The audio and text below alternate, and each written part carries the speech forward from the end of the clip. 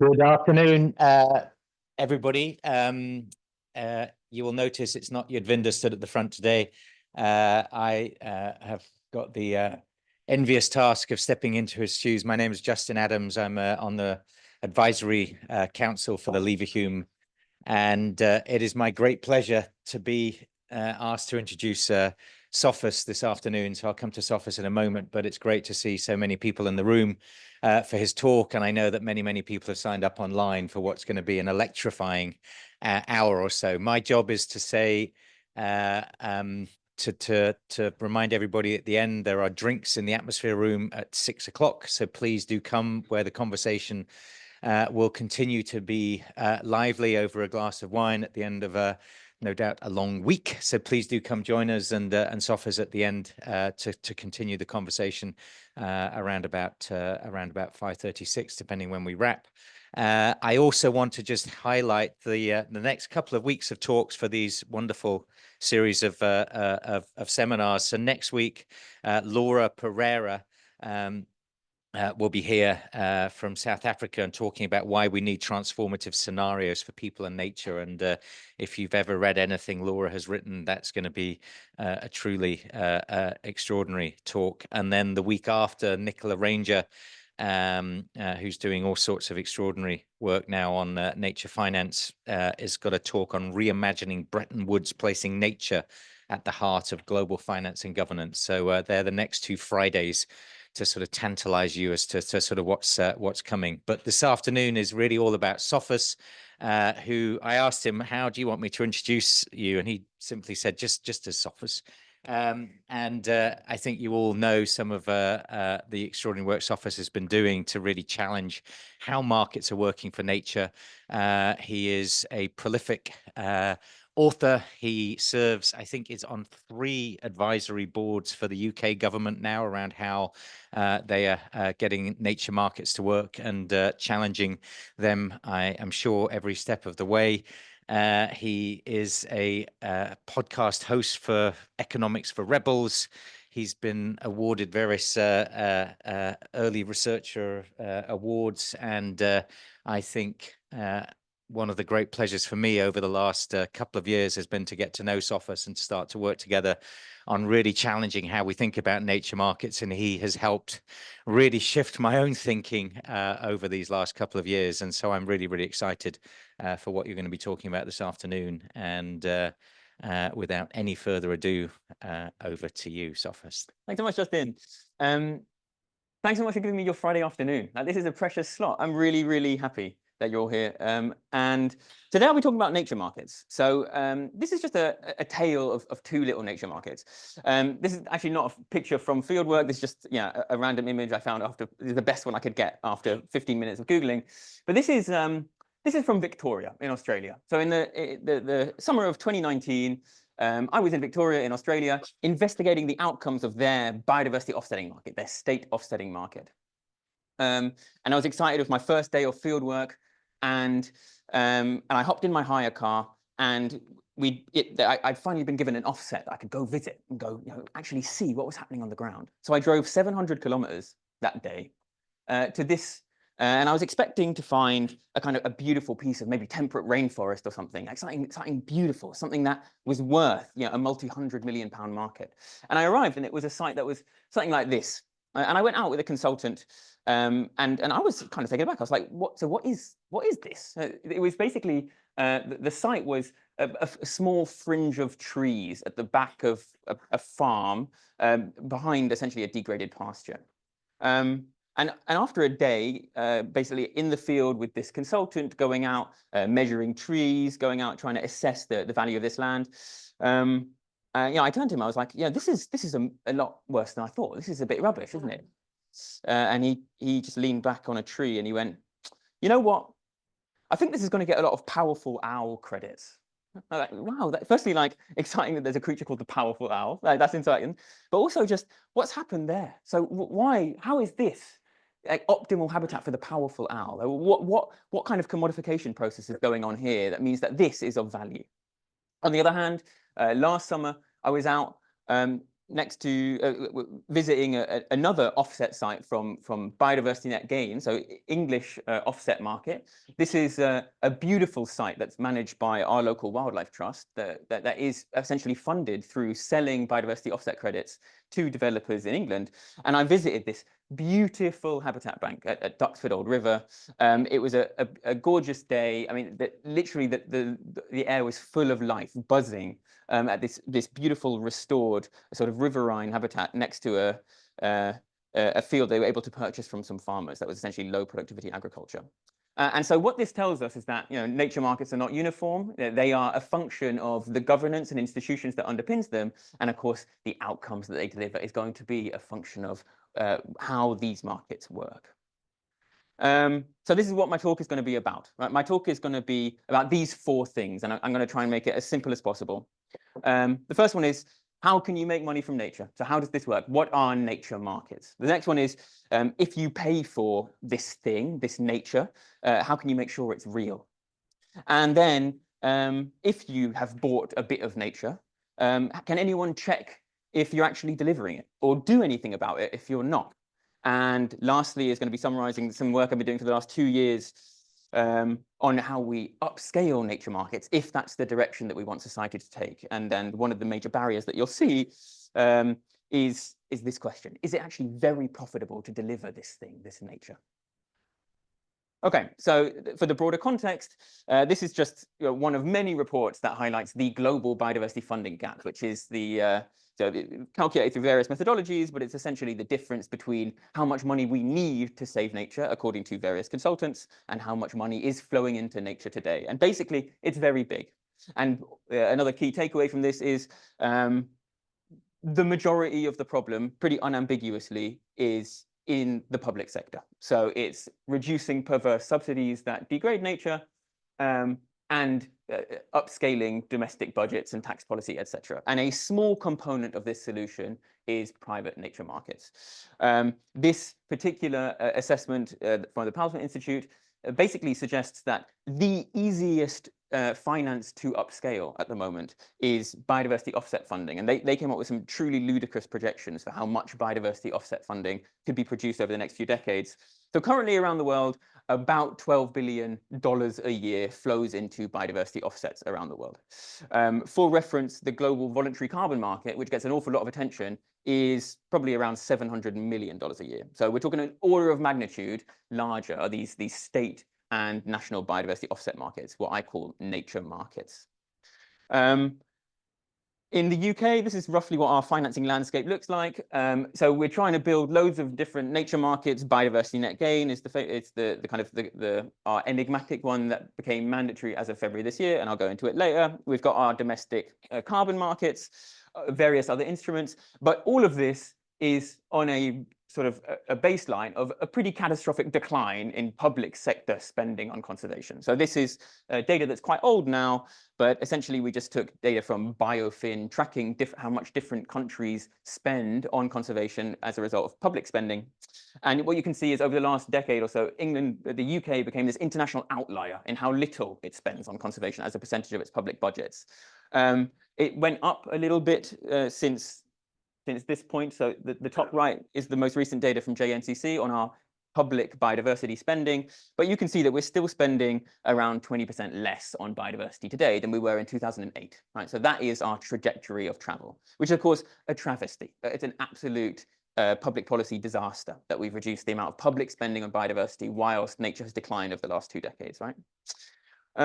Now, there's some really important high-level policies that are driving increased rhetoric about private investment in nature. The main one is the way it's been firmly embedded in the Kunming-Montreal Agreement, so the post-2020 Global Biodiversity Framework. There are these commitments for high-income countries to increase public biodiversity-related spending in low-income countries to $30 billion a year. But then, it clearly puts the emphasis on private finance when mobilizing at least $200 billion a year, primarily through leveraging private finance, promoting blended finance, and stimulating innovative schemes such as green bonds, biodiversity offsets, and credits.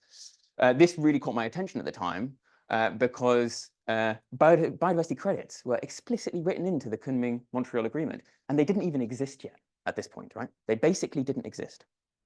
So then we've got other policy drivers like the EU restoration law, which essentially is going to make it mandatory for EU member states to achieve certain restoration objectives. And as part of that, they're all going to have to publish their national restoration strategies. And as part of that, they're going to have to publish how they're going to finance them. And it's expected that private finance is going to be one of the major ways that they'll fund nature recovery. In the UK, we've got the Nature Markets Framework. For reference, they want to upscale private investment in nature to £1 billion a year. I can't remember when that deadline is, but as you saw from my previous graph, public spending is only about £600 million a year, right? So they want more private spending than public spending within the next few decades. Then we've got other drivers, the EU Corporate Sustainability Reporting Directive, which is supposed to incentivize companies to do this stuff. The Task Force for Nature-related Financial Disclosure, which is a voluntary disclosure mechanism, which is also supposed to incentivize companies to do this stuff. But how do companies actually make money from nature? Really, really simple, oversimplified typology for a kind of layperson's review paper that we wrote. But basically, you've got different sources of finance. Different people want to buy different stuff. And broadly speaking, there's a few ways that you can commodify nature or deliver revenues from investing in nature. The kind of initiatives, that land management activities that you might be able to invest in to derive revenues might include agroforestry, active restoration in some cases, natural regeneration very uncommonly. But basically, you've got different mechanisms. You might invest in insetting if you're a corporation, which means investing in improved sustainable agricultural management practices in your supply chain, which might have biodiversity co-benefits, whilst also reducing your susceptibility to yield shocks or stuff like that. You might buy carbon or biodiversity credits or offsets, which could themselves be delivering land management like active restoration or rarely, natural regeneration. But by far the majority of investment in nature is public spending, right? Just direct funding, investment in national protected area networks and biodiversity as a public good. Now, even the term nature finance is kind of misleading. It implies there's a whole lot of sort of private finance going around investing in nature. But this is a nice review of what so-called nature-related investment funds are actually doing. And just a lot of text. But basically, the highlight here is, firstly, not all nature-based solutions are equal from a finance perspective. Most existing nature-related investments are in established economic sectors that deliver well understood and attractive commercial returns. So so-called nature finance is mostly just normal finance. Secondly, the lack of ability to monetize adaptation-related benefits does mean that projects are skewed towards those that deliver either traditional commercial revenues or carbon-related returns. That's code for most nature-related investments are actually in agriculture or forestry, right? So the stuff that's actually what you would call nature finance, investments in ecosystem restoration, is a tiny, tiny, tiny slice of what the banking sector calls nature finance. How does this kind of stuff work in practice? All right, so of that tiny slice of nature finance that is nature markets, this is just a rough schematic of how that might work, right? Basically, all the world's nature markets are offset markets. So that is you implement some kind of development, you lose some nature as a result of the development, you pay somebody to provide some nature restoration or conservation to compensate for the damage that you've done as that development. That's the top panel there. And in that panel, how are you earning money from nature markets? Well, the provider of an offset is being paid by the developer. So that is a cash flow. You are earning money from delivering some kind of improvement in biodiversity to compensate for a loss elsewhere. There might also be financial intermediaries involved. This is where investors come in. So, for example, you might borrow money from an investor up front to do your management measures. And then you might sell credits from those management measures over the next 10 years. And you might use the money that the cash flows that you derived from selling those credits to pay back your investor at, say, 10% a year. So there is also a role for financial intermediaries in these nature markets to provide upfront capital for investing in the stuff that then generates revenues so you can pay them back and generate some profit yourself. So this is what we mean by most nature markets. Okay, that's our brief whistle-stop tour of what we're talking about. So let's get on to the science. If you pay for a thing through a nature market, you pay for a unit of nature in a nature market, is it real? Now, there's two major problems that we have. The first one we'll focus on is adverse selection and additionality. So essentially, when you're buying the compensation of a loss elsewhere, right, it's really important that the thing that you're buying is real.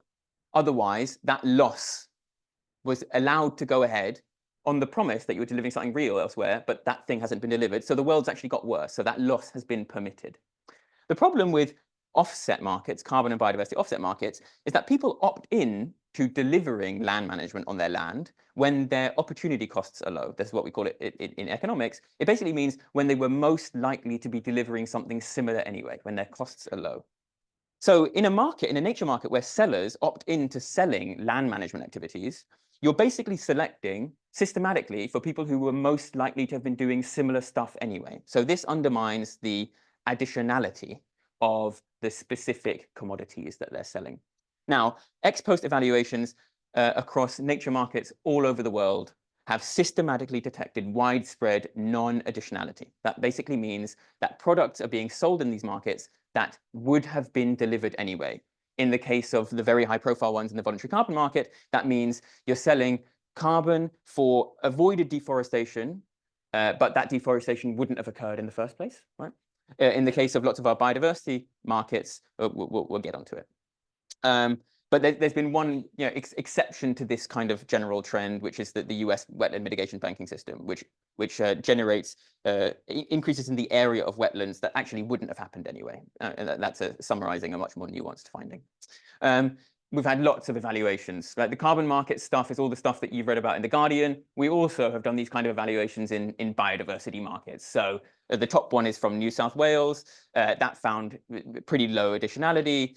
The middle one is from the Species Conservation Banking System in California. That had a really weird result that showed that offsets not only weren't additional, they actually prevented transitions to natural habitat that would otherwise have occurred. So it was actually actively harmful rather than not being additional. Then we've got some examples, one high-profile example of an offset that actually worked. So this one, the offset for the Ambatovi mine in Madagascar was a very high-profile offset that is currently on track to prevent as much deforestation as the mine caused. So it might actually work, but it's not traded in a market. So it's not a nature market per se. It's a direct bespoke offset for a specific mining project. And then this result from the US wetland mitigation system suggesting that the additionality, at least in the US wetland mitigation system, is higher. Okay, so we contributed to this literature with our own assessment of the additionality of a major offset market. This is from Victoria, the fieldwork that I was talking about earlier. And basically, what this chart shows, at the top panels represent offsets that are protecting existing forest. And the bottom panel represents offsets that are trying to increase the cover of forest. So the top ones we're calling avoided loss, and the bottom ones we're calling regeneration. And then we basically compare what the change in woody vegetation cover was in these offsets versus statistically matched control sites, or two different types of controls with different justifications.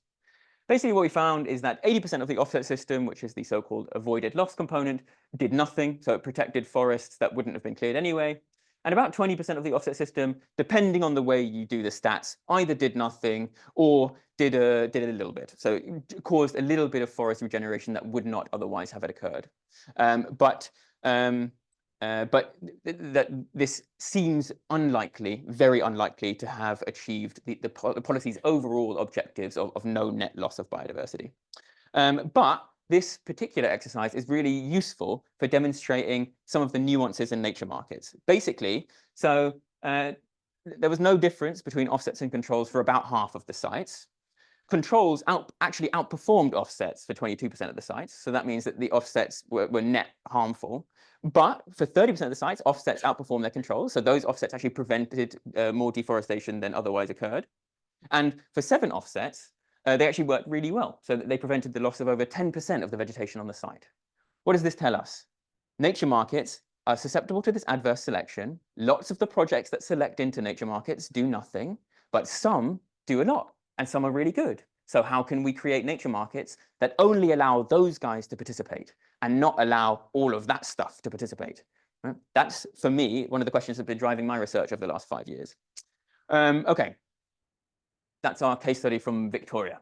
Now let's move on to England, biodiversity net gain. So the second component of is the nature that you're measuring real is the question of what proxy are you using to measure nature? So one is about additionality, would it have been delivered anyway? And the next one is, are you actually measuring the right thing? So we'll move to England for this one. This is a biodiversity net gain as a policy that was made mandatory under the 2021 Environment Act, made mandatory as of this year. And basically, it's a new approach to planning and land management in England, which aims to leave biodiversity in a measurably better state. You need biodiversity to be at least 10% better off after your development than it was before. 10% measured according to an Excel spreadsheet. So that's the diversity of life measured in an Excel spreadsheet. How does the Excel spreadsheet work? Well, basically, a consultant goes out and visits a particular site where a development is occurring, and they score all the habitats on the site according to how big they are, what kind of habitat they are, and how good they are, with some other stuff that you faff around with on the side. And then that number needs to be at least 10% lower than the same number projected forward into the future for the site, with, again, a little bit of manipulation to account for if you deliver stuff in the future, you get fewer points for it. So it's better to deliver stuff in the near term, and that's to account for the uncertainties that come with delivering stuff in the future. Right, so this is what our entire domestic biodiversity market is constructed around, these Excel spreadsheet calculations.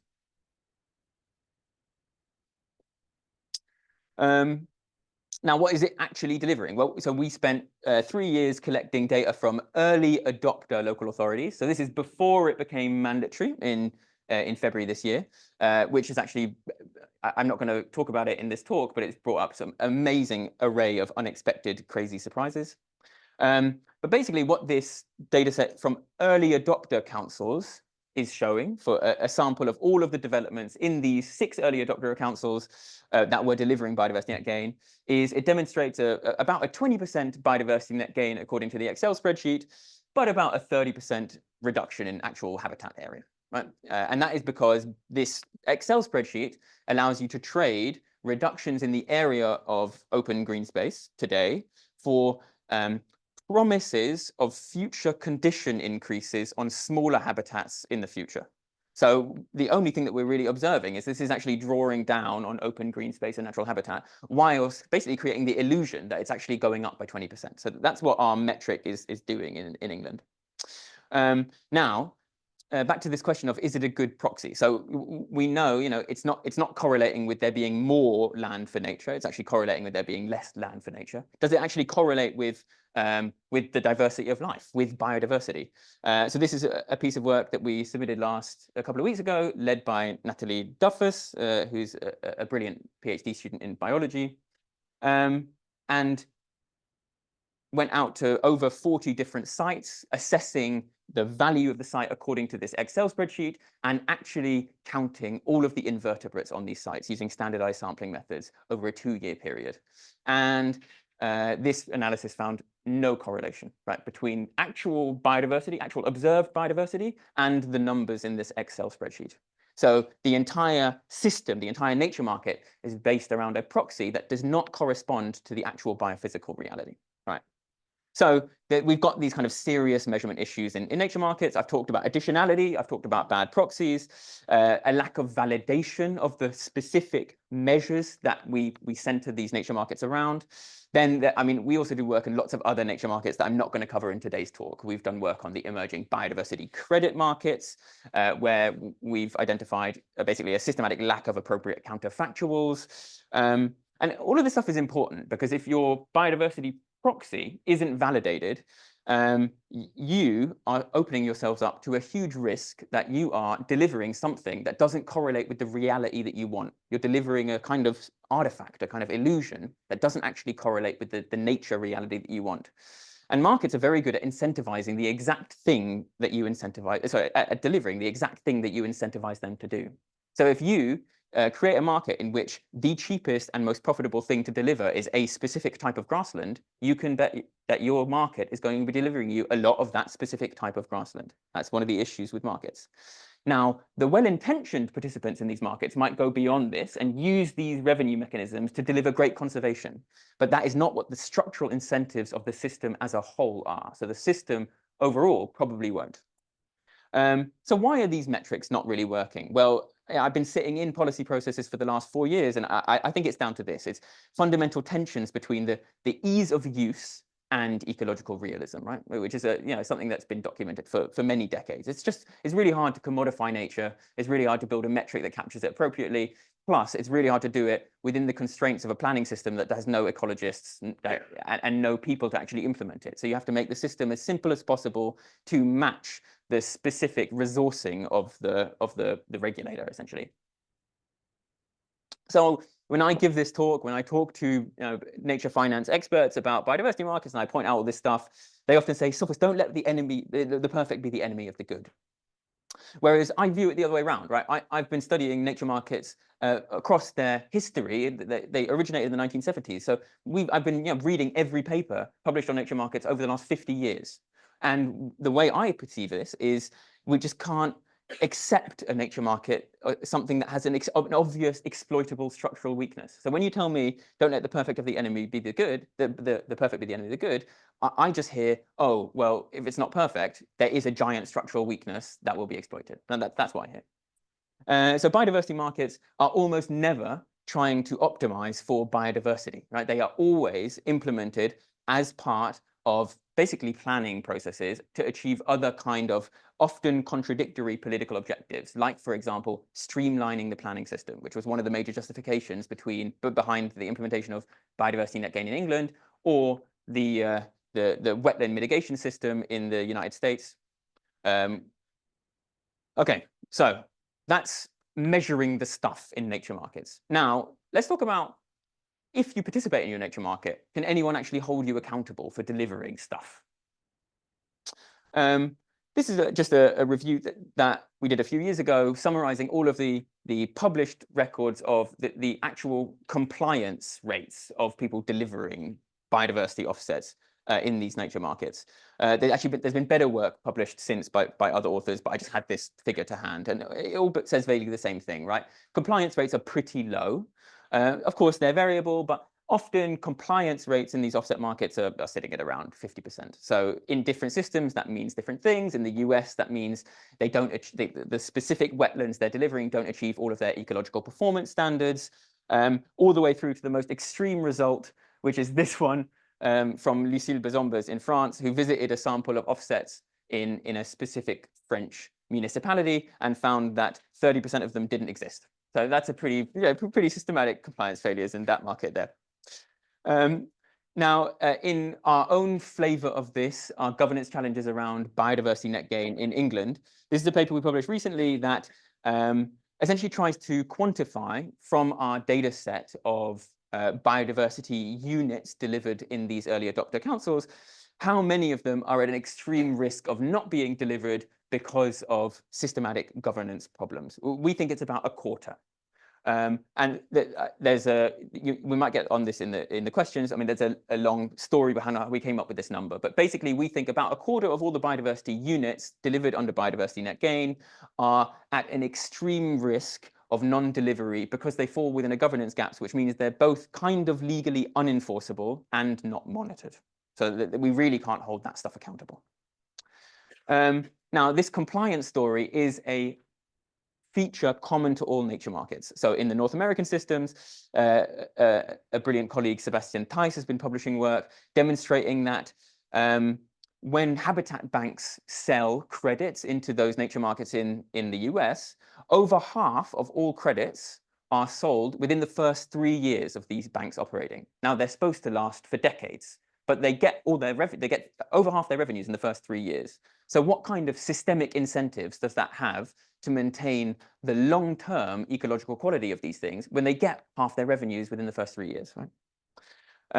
In Australia, amazing researcher, Megan Evans, has been doing some amazing work, both working in government and as an academic, understanding the governance of offsets in the Australian systems. And she published this wonderful paper demonstrating that that offsets became so politically contestable and planners had so little resourcing to be able to deal with offsets as part of planning applications that they basically they utilized a mechanism whereby they kicked the can down the road into the post-planning stage where it basically passed beyond the reach of democracy. So democracy can act on planning applications, but they kicked the offsetting part into the post-application phase, so that democracy no longer had a say or oversight over the kind of offsets that were being delivered.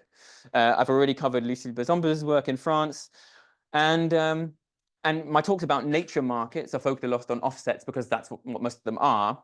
But there's other types of financial instruments like environmental impact bonds that are also forms of nature finance.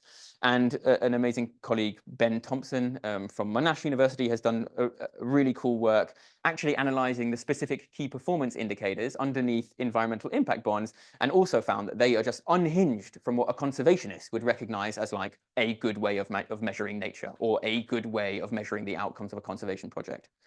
So all of these things are embedding proxies or key performance indicators that like we wouldn't recognize as a real like actual observed outcome. All right.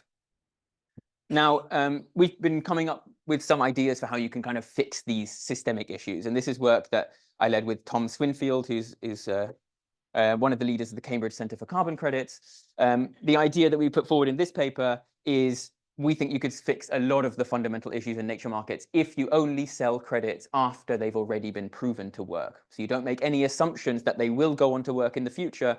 You only sell them after they've already been proven to work.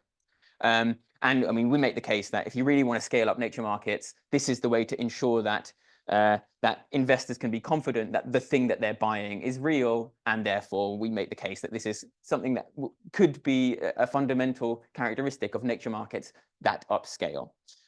We also talk about how it's really important that we get those upfront projections of additionality correct. So we make sure that we only select for things that wouldn't have been delivered anyway. And if you want to go on, if you want to sell credits based on a future projection of some biodiversity that will be delivered, then as a minimum, you need to make sure that there's no conflicts of interest in the method that you use to estimate your additionality, and that it's highly conservative, so that as a minimum, it underestimates the additionality. If you have any issue where you make a projection that systematically overestimates your additionality, that's a recipe for systemic overcrediting. So that's the case we make in this paper. All right, final section of my talk. Let's just talk about the actual financial logics that underpin these nature markets. So I've talked about all this policy rhetoric that that highlights the need to upscale nature markets and how they've already been embedded in numerous policies. Let's talk about the actual financial realities. So for the last 2 years or so, I went out interviewing biodiversity finance experts across Europe and running focus groups across Europe to ask them what are the challenges, the barriers and opportunities for upscaling private finance across Europe. The answers are actually, lots of them are not particularly exciting to people who work in this space. The opportunities come in lots of the stuff that we'll already have heard of. There is undeniably increasing specialized expertise in nature finance. There's more and more people who have a background in both conservation and finance, and those are important things to have skills in if you're going to try and make this stuff work. There's a lot of real interest in technological innovation that could unlock these potential financial mechanisms. For example, real-time monitoring of changes in forests, in forest cover. These are the kinds of technological innovations that could form the basis of upscaling some of these markets. Lots of financial innovation that we don't see on the conservation side, but that's going on the finance end, which is, for example, aggregator funds, so ways of aggregating lots of investments together so that you can disperse funds to small conservation projects that would otherwise never have attracted capital themselves because they were too small to attract mainstream investment. So that there's lots of different forms of innovation that are coalescing to push the nature markets agenda and to increase its feasibility. A major one that came out of our research is macroeconomic issues, especially affecting farming. So in a lot of countries across the EU, and certainly here in the UK, one of the consistent patterns that we found was that farming is becoming increasingly economically unviable. And so farmers and land managers are looking for ways to diversify their income streams. And nature markets are posited as one of the ways that they can do this. That is a major policy driver for increased interest in nature markets. On the supply side, farmers are actually genuinely looking to diversify away from farming because it is so precarious. Now, lots of the challenges to upscaling nature markets are some of the stuff that's been talked about for decades, right? Fundamental tensions between finance and ecology, right? When an investor invests in something, they want to be able to project forward its cash flows over a 10-year period. They want to understand how the business is going to look. They want some degree of certainty so that they can properly understand the risks associated with their investment. All these kind of things that nature just don't provide very easily, right? Nature, fundamentally complex, fundamentally stochastic. Serious temporal mismatches, right, between doing good conservation and the kind of and financial investments. So, for example, when investors choose whether or not to invest in something, they typically discount their cash flows. What this means is that they care more about cash flows that happen today than those that happen in 10 years. And those that happen in 10 years get less weight in their overall calculations. But conservation don't work like that. We need to conserve stuff in the long term. And so anything that discounts your long-term revenues is likely to be misaligned with the timescales of conservation, this kind of stuff. There's also some fundamental social perceptions, right? A lot of people just don't like the idea of private finance being in nature, right? So this is going to be a fundamental barrier to its upscaling when some of it is actually quite politically unpopular. But this is the kind of the big one at the heart of it. Most conservationists don't realize how profitable stuff has to be to upscale. To attract mainstream investment, investments in biodiversity need to become very, very profitable. Not just a bit profitable, not just break even, but this is a nice analysis from analysis of the investments conducted by a biodiversity-focused private equity firm in the States. And Flammer et al. Found that the investments that they actually invested in achieved a mean target internal rate of return of 15%, 15% return a year.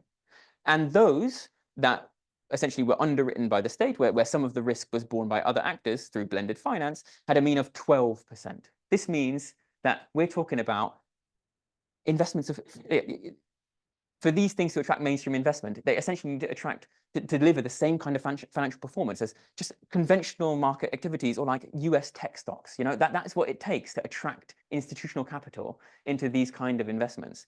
And we are so far away from this. It's hard to describe how much of a delusion it is that nature can start producing you consistently 15% a year returns. Now, this is a really nice quote from one of my interviewees. I would consider us very risk-tolerant investors, very in the grand scheme of things. And we're looking at things that others would definitely not look at. But even for us, so many of the projects we see are it's just not clear where the revenues are going to come from. And a senior public policymaker in the EU, yeah, they just have easier ways of making money. So that's the fundamental barrier to this stuff upscaling, right? It's just not easy. I've talked about the kind of tensions between finance and ecology. Now, public policy is going to play a really important role in deciding the future that we want to take, right? If our collective decision is that the way we're going to fund nature and we're going to solve the global nature funding crisis is by upscaling markets, then public policy is the only way to do this. And it will require the most insane and intense public intervention to get these kind of markets to upscale. The alternative is that we find alternative ways of funding nature recovery, like traditional public finance, which already does over 80% of it. And we need to decide what vision of the future it is that we really want. Our research found that public policy, plays an absolutely critical enabling role in these nature markets. It is both the enabler and the destroyer of nature markets in some way. We found these fundamental tensions between different branches of government and different aspects of public policy that were simultaneously encouraging and then destroying nature markets at the same time. Tensions between enabling accessing land and preventing the access of land. So, for example, talked to an interesting program aiming to increase private investment in nature, but through essentially providing some concessional finance, so state financing to pay part of the bill, basically. But this same finance had a conditionality where it said public money can't be used to buy land, which means that none of the conservation projects within this fund were eligible because all of them were looking to buy land in order to do conservation. So that meant that the public finance was a fundamental constraint on even getting the access to the conservation, right? I found this very interesting tension. Investors want de-risking, right? They want to reduce the risk on these investments, to increase the risk-return ratio, to be more in line with conventional rates of return. But one of the main things they want de-risking from is government uncertainty. So they want de-risking from government itself, right? Which is another really weird. So if governments provided more policy certainty, they wouldn't have to provide so much de-risking, which is interesting. And then there's a real issue with policy coordination. There is loads of different forms of private and public finance that can be used to finance conservation projects.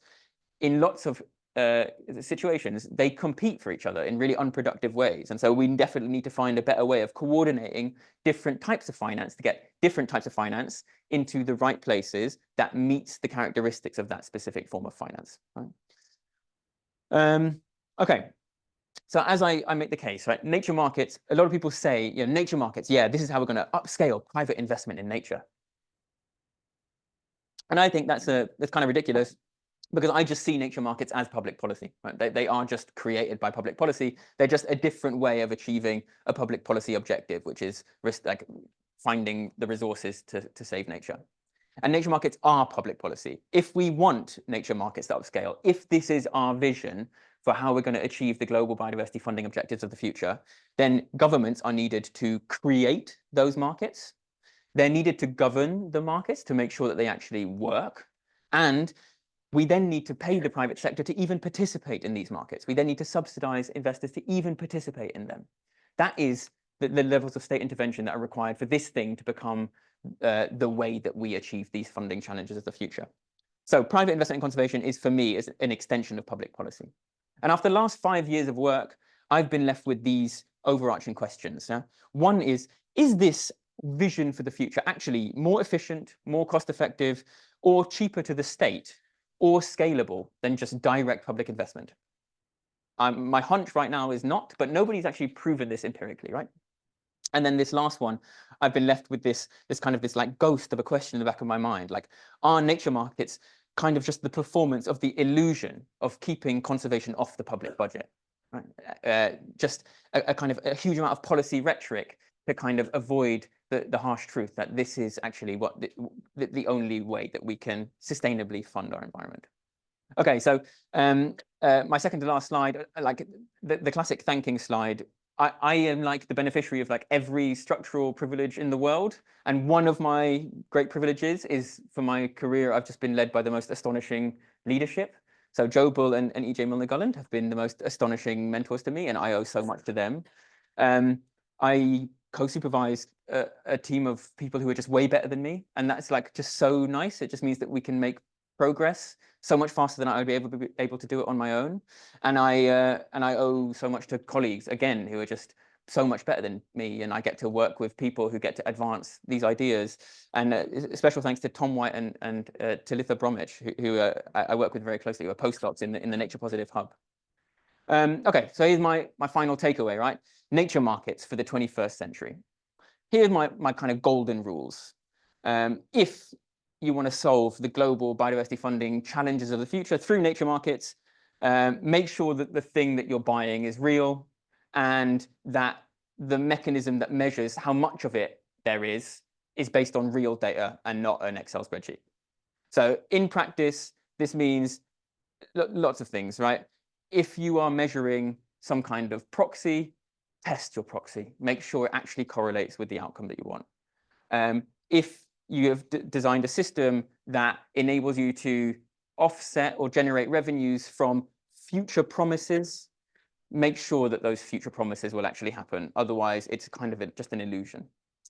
Now, the second one is, right, if you buy one of these things, you need to make sure we have the governance in place to make sure someone would find out about it and someone can make you do it if they find you're non-compliant. And we don't have that now. So just basic suggestions. We need basic monitoring of the outcomes of these nature markets to flag areas that are at high risk of being non-compliant. Use a metric that we can actually check, for example. You need to have a sufficiently staffed local government, otherwise you have no regulator to be able to enforce or monitor this stuff. And you need to make sure you have a legal system and sufficient legal capacity in your regulator to be able to enforce it legally if you get something that goes wrong. We don't have those things in nature markets today. And if you want this stuff to really upscale, you need to make it very, very profitable. And that will never happen if it's voluntary. That will only happen if you have a regulatory driver of demand, if it becomes mandatory to buy this stuff, and if these markets are governed in a way that you don't let rubbish credits outcompete good credits. And a really important one is from the history of nature markets, we often see that governments intervene when prices get too high because they end up being a kind of barrier on economic activity. We can't allow that. We need to allow these things when they start doing their job and essentially becoming sufficiently expensive that some development doesn't go ahead because it has impacts on nature that are too high. We need to accept that. And that is our way of integrating the value of nature into the economic system. That instead of governments intervening and then bringing down prices every time nature markets become an economic constraint, which is traditionally what happens. So, my talk was about nature markets for the 21st century, been studying them for a long time. And ultimately, the conclusion I'm coming to is they will play a part of the future, mostly because of the intense policy rhetoric around them. I'm also pretty confident that they will play a very small proportion of our overall nature finance goals, both because they have these major conceptual problems and because I just cannot see them scaling up with their current financial properties. So to me, it's very clear that the next step is to unleash research and policy discourse and political capital around the limits to markets and to rejuvenate the desperate search for non-market ways of delivering on our nature recovery objectives. Perfect. So thanks so much for your time.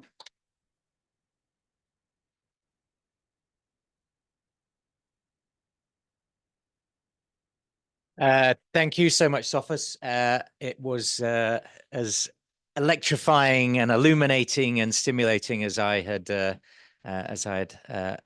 hoped. So thank you for that.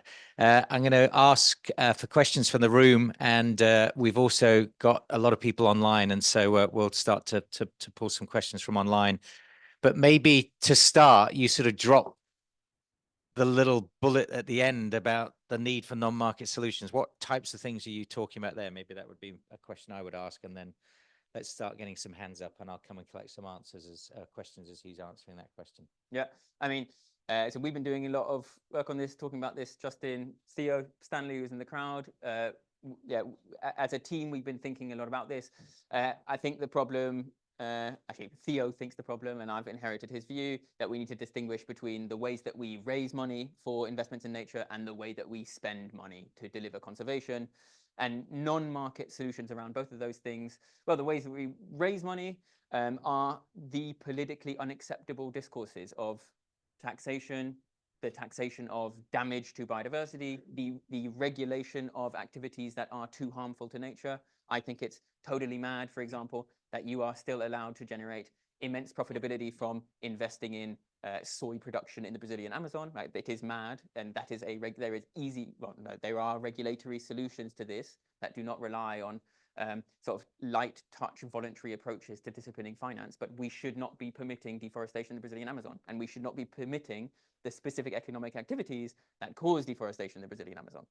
And so there are clear regulatory solutions here that I think are superior to nature markets for solving these particular problems, and they are not market-based.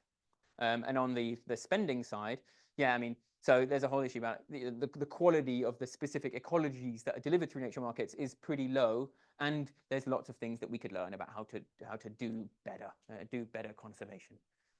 There's many people in this room who are better qualified than I am to discuss this, but I would like to see money dispersed for projects that have less deterministic structures, the deterministic structure that you require to be able to build a cash flow model to raise private finance. For example, you need to say, I need to implement these specific land management activities today to generate this many trees, to generate this many carbon credits in order to generate my revenue stream.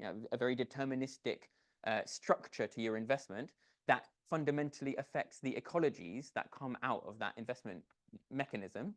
Well, a non-market approach would say, no, we're going to pursue ecological process-driven approaches to delivering conservation that do not have a pre-specified outcome and therefore cannot easily be monetized, but are much more likely to generate qualitatively better ecological outcomes, these kind of things.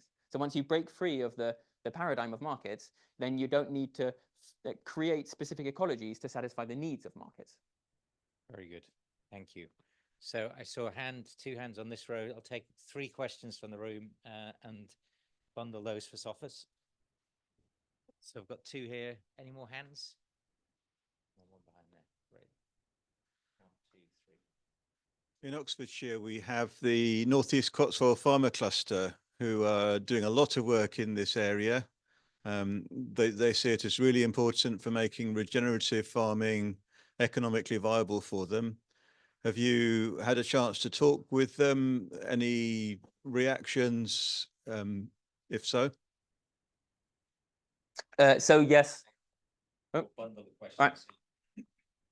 Right. So I wondered if we could return to the practical implementation within the UK, how you see BNG operating for nationally significant infrastructure projects, because obviously that's an element that we haven't seen so far, as opposed to big developments. And secondly, also on Tuesday, DEFRA announced their criteria for delivery of the 30 by 30 goals, in which they mentioned both ELMS and BNG, but they also mentioned other mechanisms and incentives. And I wondered, within this framing, what you think those incentives and mechanisms could be.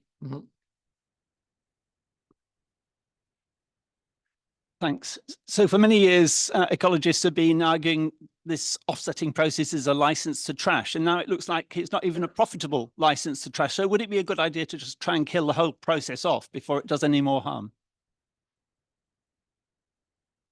Great. You got all those, Sophus? Yeah. Okay.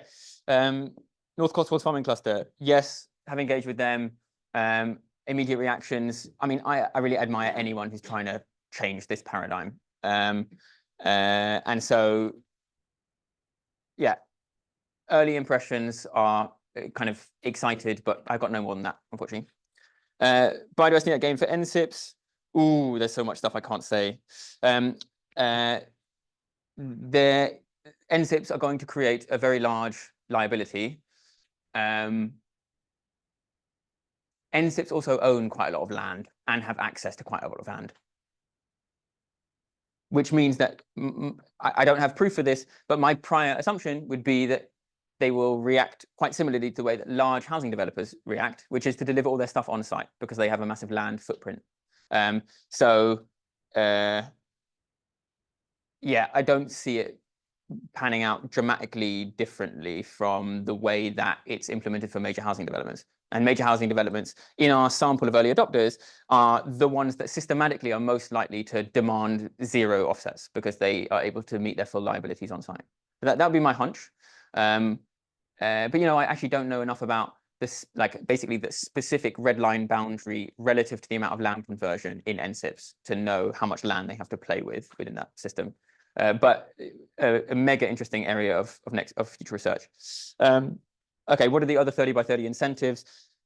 You mentioned ELMS and BNG. So ELMS is just agricultural subsidy. BNG is this, yeah. So I think when I saw that, I mean, they mentioned a bunch of other policies like species conservation plans in there, which is public policy financing. They have aspirations for upscaling all of the markets, right? So then there's a little bit of woodland carbon code, there's a peatland code stuff. So yeah, I mean, the ELMS is the big one. BNG is seen as the big private market, but others will play smaller roles. But then there's also like massive additional public finance that's not necessarily included in that.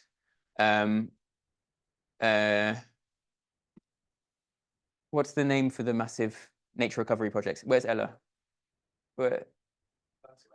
Landscape scale, yeah, okay, yeah. So the landscape recovery projects, right? They're also just a massive public subsidy. Oh, hi. So that could feasibly be the other forms of finance they're talking about. Are offsets a license to trash? Yeah, okay, that's a good question. My reading of the academic literature is actually no. They're kind of nothing. They're not a license to trash either way. There's been a few empirical evaluations to prove that it's licensed to trash. you need to prove that as a result of the offset, something valuable was damaged that wouldn't otherwise have been damaged. And the few empirical evaluations of offsetting in the literature basically don't show that. They show no change. They show that the presence of an offset system doesn't really affect whether or not stuff we're allowed to damage stuff that we wouldn't otherwise be able to damage. A few evaluations have shown that after offsetting systems were introduced, it wasn't like more planning developments got approved or stuff like that. In the context of BNG, I actually advocate for BNG over the existing planning system. Basically, before BNG was introduced, we actually had the same regulatory objective. It was already written into the national planning policy framework that we had to achieve net gains where possible for nature, I think was the terminology or similar terminology. And what biodiversity net gain did was introduce the way of measuring it through this Excel spreadsheet. And despite all its immense flaws, I think it's more likely than not that the planning system with BNG embedded in it is better for nature than the planning system that didn't have BNG embedded in it. So, I've presented all this stuff about its weaknesses because it falls extremely far of BNG. It falls extremely far of what its policy is doing, the policy outcomes that are embedded in its name. And it really annoys me that it misses. It's like after 50 years of doing nature markets, we had an opportunity to do them really well. And then we've replicated loads of the stupid problems of the past. And that's just really upsetting. But I don't think it's worse than was existing already. So that's my take. All right. Great. So I've got many questions online. So I'm just going to ask 3 of those, bundle those for you, and then I'm going to come around and take some more questions from the room. So, and there's lots, please keep them coming in online. I can't get all of them, but so there's a question here. Brilliant reflections. It'd be great to discuss the projects that do work and that are in the nascent market now. Is there a forum that you're involved with? Sharing what works is crucial for the future. So that was sort of one question. The second question on the TNFD, the Task Force Nature Related Financial Disclosures, if it were mandated, what might it do for nature markets? And then there's a question on your last point, the evidence that you've got that direct public investment could do any better. Wouldn't we still have people trying to demonstrate success against poorly designed metrics? And then stick some hands up. I saw one hand there, one hand at the front. Very good. There, Okay. back there. A forum for what works in nature markets. Yeah. Okay. So there are these kind of fora that exist. The Green Finance Institute are involved, for example, in some of these accelerators, private finance accelerators, and a lot of those are providing the capacity building for basically projects to attract private finance. And some of that is institutional learning about the projects that went well. So I think some of those fora exist. And yes, totally, social learning is going to be a really important part of like what makes these markets work. So yeah, big endorser. Would making mandatory disclosure do anything? I asked a lot of people about this in my research.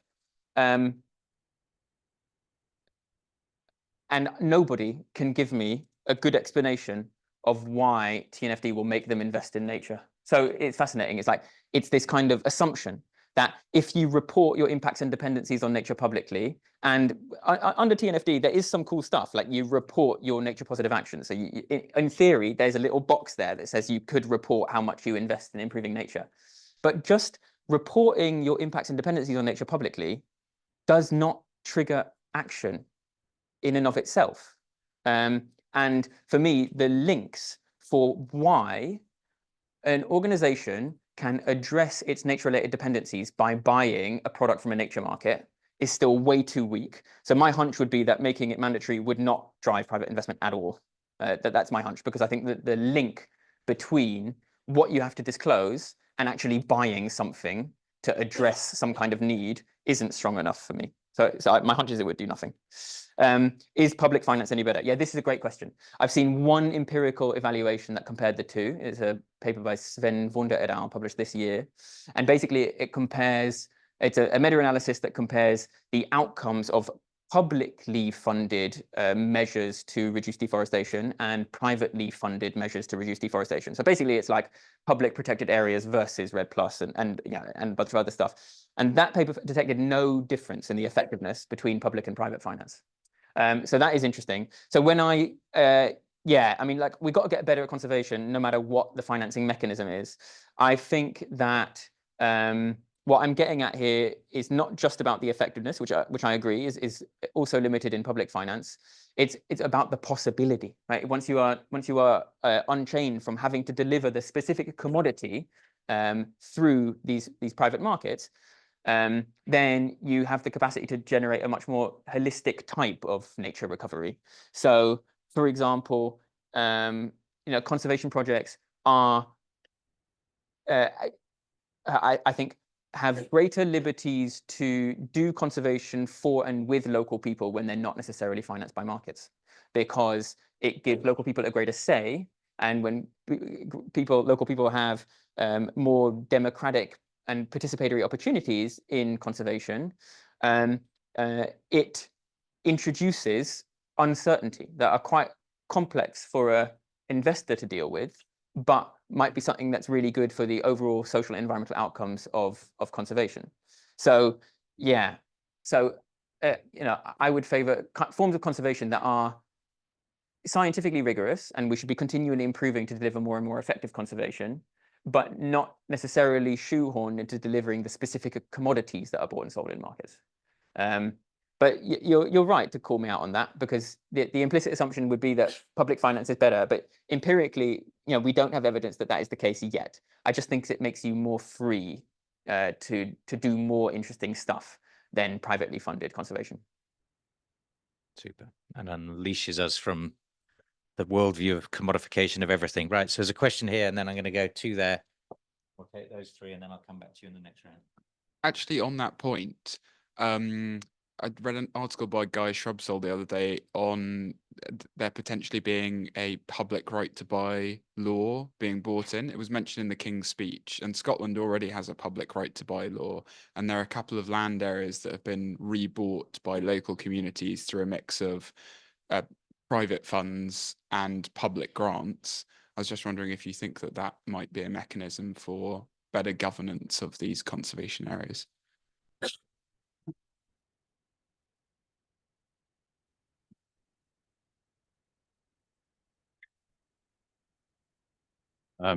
Yeah, thanks, Sophus. Quick question about the data set from Australia. Do you have data that you could use to, understand why there are differences between the good and the bad offset, so to speak?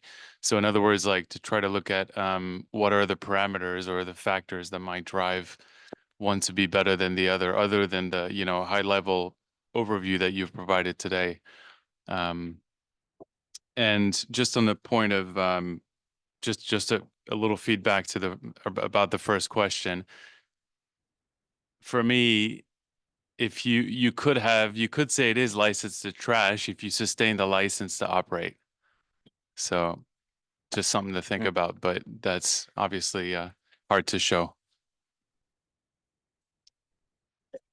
So in your introduction, Sophus, one of the things they mentioned was that you you do a lot of work trying to directly, or not maybe directly, but influence policy and working with policymakers in the UK government. What have you found has been tools that enable you to bring your B&G research and other research to them in ways that they like listen, and what does not enable it? What have you tried different methods, approaches, or is there stuff in the literature?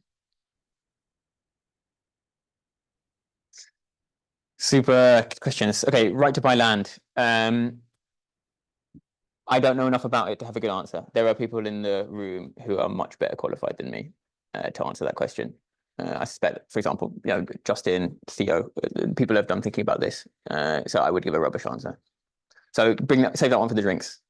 Data on why some are good or bad in Victoria. Yeah, great question. For me, this is like one of the holy grail questions in offset world. Like, what are the conditions that determine whether or not something works or not? Interestingly, there was a paper this year published in Ambio that is a massive, massive review of empirical studies into conservation effectiveness, and it does trying to look at what are the predictors of effective conservation, and the number one was community stewardship, yeah, and indigenous stewardship. So we know, yeah, you know, there's an awful lot in conservation science to try and understand what makes conservation projects work, but not yet in the context of nature markets. No, our data from Victoria does not enable that. It was literally just shapefiles, right? That's all we got from government, shapefiles for that one. So obviously, what to do that, I have a hypothesis, for example, that it correlates quite a lot with the specific values of the landholder. So I know one person who did, Carla Archibald, did an amazing PhD to try and Blake Simmons, but both of them did work to try and correlate land clearing behavior with actual psychosocial characteristics. And that is a really interesting area of work. Right? Are there specific types of people who systematically deliver better outcomes, which I think seems very possible to me, but it's really hard to measure. Okay, what has enabled me to bring work to government? Yeah, I consider my policy impact like basically minimal, right? I think I've achieved almost nothing. So I don't think like the stuff that's kind of worked has been having a loud online profile, and the places that I've seen our work enter have not really been in public policy, but they've been in private practice.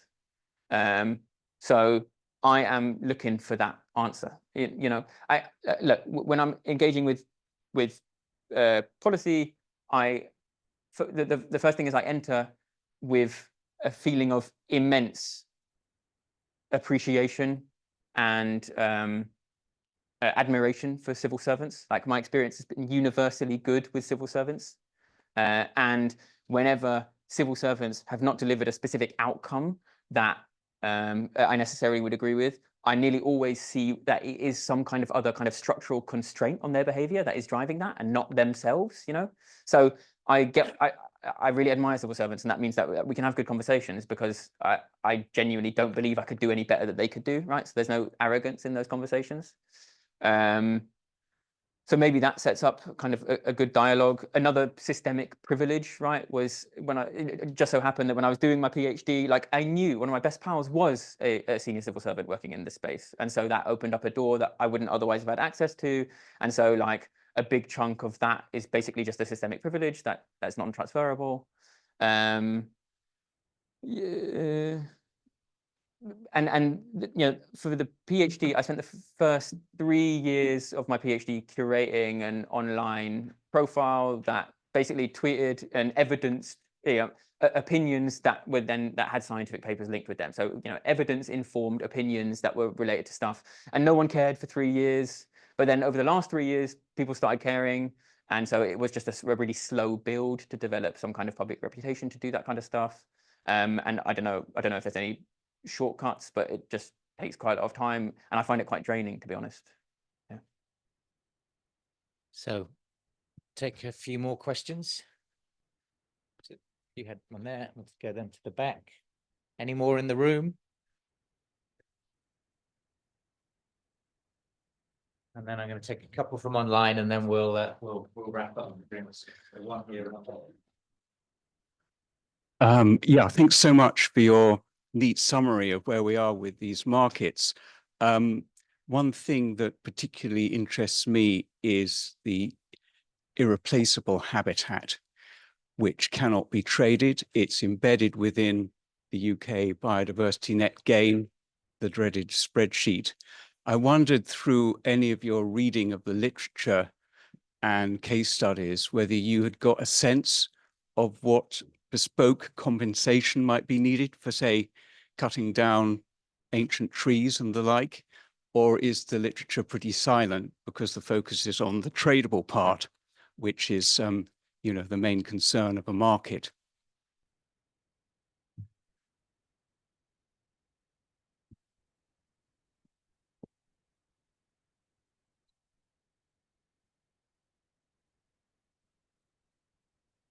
Thanks for a great overview of an area I don't know very well.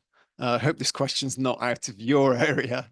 One point you made was that the issue of being able to demonstrate you are doing what you say you're doing. So these are not worthless. I wondered if you had, without getting too technical, I wondered if you had any ideas about what would be the key things to go about doing to achieve that, and what might prevent them, are there things that would make it difficult to do within this system? Any last questions in the room? All right, just 2 there, Sophos. That's awesome. All right, irreplaceable habitat. Okay, so the context behind that question is in biodiversity net gain, you are not supposed to be able to impact irreplaceable habitat. So you can impact and trade habitats of different distinctiveness categories, but some of them are irreplaceable and they can't be touched. Except they can. You just have to agree bespoke compensation with the council. So it's a mad. Instead of creating a hard and fast rule about it, they still built in the flexibility to damage irreplaceable stuff. So the question is, like, do we now know? Is there any evidence about what the compensation has to be to damage irreplaceable stuff? No, I don't know. Within our data set, no irreplaceable stuff has appeared. So I genuinely don't know. And it's a wonderful question, and something that we'll pay attention to in the next few years, because that will get at Clive's license to crash question as well, right? That is a question of quite serious implications.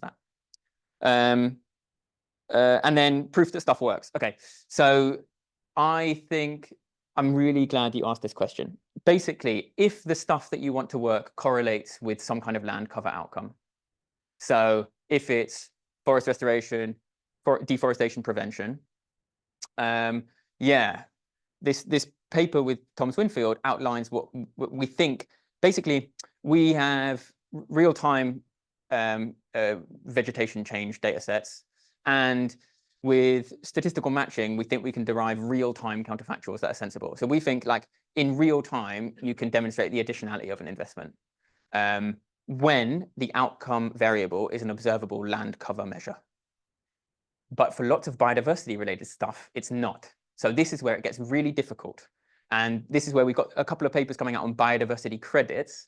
Estimating the counterfactual for an intervention that changes some aspect of biodiversity is nearly impossible. I've seen one paper ever that's done it. It's Hannah Walcott's paper a couple of years ago in Nature, looking at the causal impact of protected areas on water bird populations. And the reason it was able to do that was because it had a global data set, so sufficiently large sample from which to construct a population counterfactual. But we don't normally have that for a conservation intervention done at project scales. So then you need to make some decisions. My scientifically favored approach would be you couple some kind of land cover measure, so that you estimate the additionality of the intervention from a land cover measure, and then you couple that with site scale biodiversity measurements, measuring change in biodiversity before and after.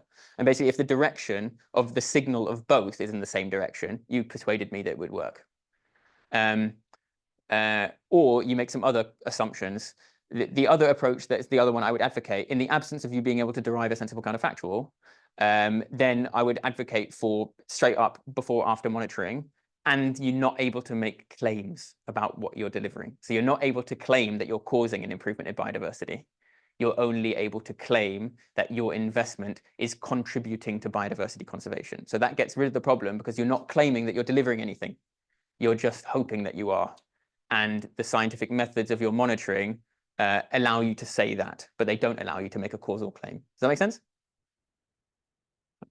Very good. So 3 last questions from the online audience, and apologies, I can't get to all the questions that are here, but one on BNG. How much of a problem is understanding the existing biodiversity level, perhaps because the field work is incomplete or far too brief? Secondly, is the high required profitability you talked about an artifact to talking to private equity because the nature markets are immature? And then they cite the example of offshore wind was initially expensive, but came down, so we can all make loads more money. And then there's a question here of most of the metrics seem to focus on vegetation, which in many parts of the world is almost the antithesis of biodiversity conservation. Do you see a future for moving beyond simple vegetation measures to get a better handle on biodiversity health, some of which I think you just touched on. And then actually there's a last one that's just come in, building on Andy's great question. Is it realistic to come up with a simple metric for assessing something as complex as biodiversity? And then I think we can go for some drinks. Super. Okay, how much do we know about our UK biodiversity baselines? Shockingly little. Really interesting. Really interesting. So not a UK applied ecologist or applied ecological expert, but having chatted to people who do lots of applied UK conservation work, deriving our biodiversity baselines, even for example, species present absence of some charismatic species. Like, we actually don't have good data. It's amazing in the country that has, you know, some of the densest biological recording in the world. It's phenomenal that we don't have these biodiversity baselines.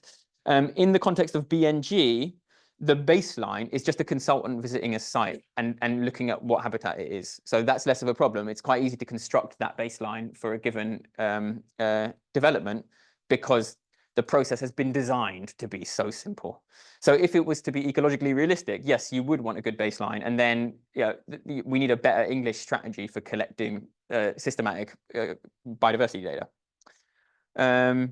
Right, could nature markets become more profitable as they mature? Yeah, they definitely will, because loads of these early problems, lots of these limitations are things that can be brought down through trial and error and learning. No doubt about it. You can definitely improve the profitability of nature markets through reducing transaction costs. You know, every time we basically do a nature market transaction these days, lots of people have to create a novel legal agreement, which costs a lot of money, yeah, to hire lawyers to be able to do that stuff. And once the first legal agreement has been produced, other people can copy it, and so the costs come down. All these kind of stuff.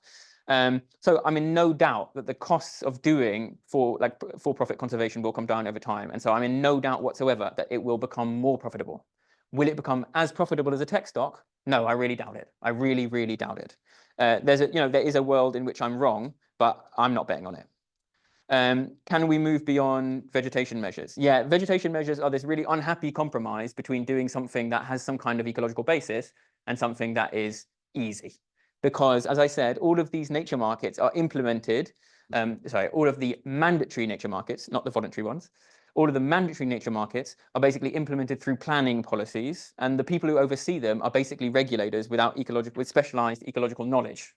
And so, yeah, we default to these vegetation-based indicators because they're the only ones that are really easy. As Nat showed in the paper I showed earlier, you know, in some cases, they literally don't correlate with your desired biodiversity outcome at all. So yeah, no doubt we need to go beyond them, no question. But that's kind of, going beyond them requires constructing the institutional capacity to be able to interpret more complex information. And we don't have that just yet. Can we come up with, is it possible to come up with a simple metric? I am not an ecologist. There are literally, so if you look at the Task Force on Nature-related Financial Disclosure, it embeds hundreds of potential biodiversity metrics in it. There are hundreds of biodiversity metrics. But so few of them have been empirically tested even once. So I can't answer the question because it's a deceptively complex question. It's like, can we come up with a simple metric? Possibly, but we haven't tested any of them yet. So we don't know. Like, we're literally shooting in the dark. I mean, this is such a rare paper because it's an empirical evaluation of a really widely used biodiversity metric, but those things just don't exist very often. So if there's like a call for ecologists from this talk, one of them would be like, let's stop creating new metrics and do robust empirical evaluations of existing metrics to narrow down on stuff that has even the vaguest correlation with some kind of biophysical reality. That's the direction I would go. All right. Brilliant. Any closing thoughts? No, they were wonderful questions, and thank you so much. Brilliant. Well, thank you, Sophos.